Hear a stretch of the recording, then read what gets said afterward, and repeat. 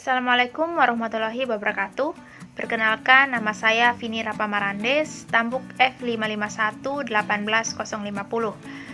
Video ini saya buat untuk menyelesaikan tugas dari mata kuliah Application Programming Interface, di mana pada video ini saya akan menjelaskan tentang materi tentang API Gateway Microservices. Nah, langsung saja kita akan masuk ke materinya. Nah, apa itu API Gateway?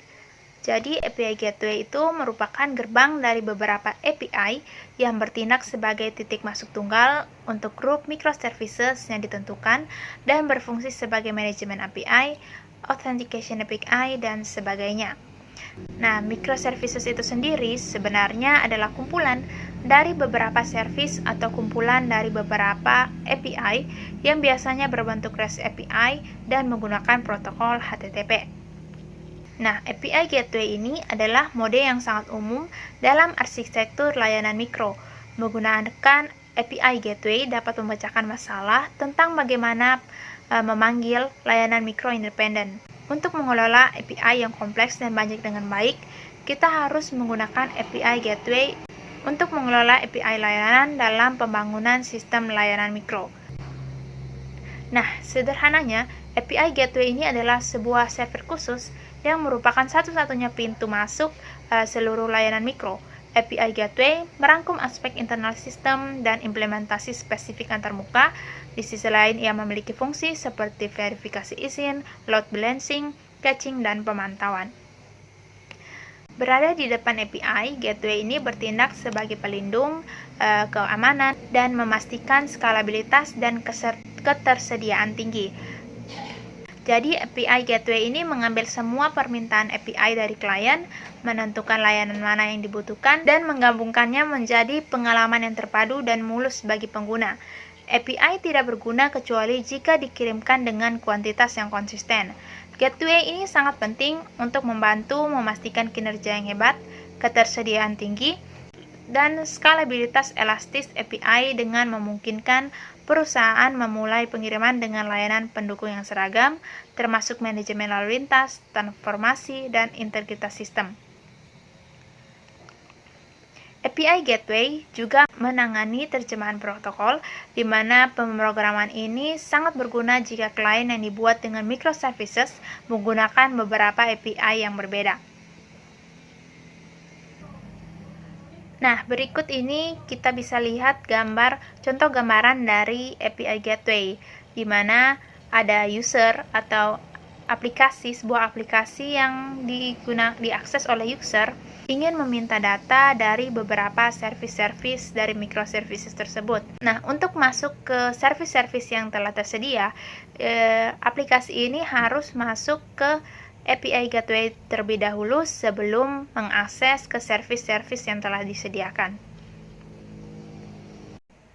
Nah, jadi bisa dikatakan API Gateway ini semacam jembatan atau medium perantara yang menghubungkan antara aplikasi dengan service-service yang dibutuhkan oleh aplikasi yang dijalankan oleh pengguna. Kemudian, kelebihan dari API Gateway. Kelebihan dari API Gateway ini sendiri kita dapat lihat yang pertama yaitu memisahkan aplikasi dengan service yang telah dibagi-bagi menjadi microservices. Nah, untuk ini sudah pasti karena aplikasi sudah tidak terhubung secara langsung lagi dengan service-service yang tersedia. Karena aplikasi dan service-service yang telah dibagi itu dihubungkan melalui si API Gateway tersebut. Jadi, aplikasi ini hanya perlu mengetahui alamat untuk mengakses API Gateway saja. Tidak perlu sampai ke service-service-nya, karena nanti API Gateway yang akan mengelola untuk ke service yang dibutuhkan oleh aplikasi yang diakses oleh pengguna tersebut. Kemudian yang kedua, kelebihan API Gateway yaitu aplikasi tidak pusing menentukan lokasi service.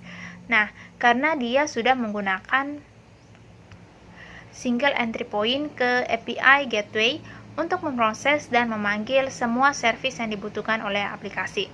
Selanjutnya yaitu memberikan API yang optimal untuk setiap aplikasi dan mengurangi jumlah request ke domain yang berbeda-beda. Nah, adapun kekurangan atau kelemahan dari API Gateway itu sendiri yaitu meningkatkan kompleksitas.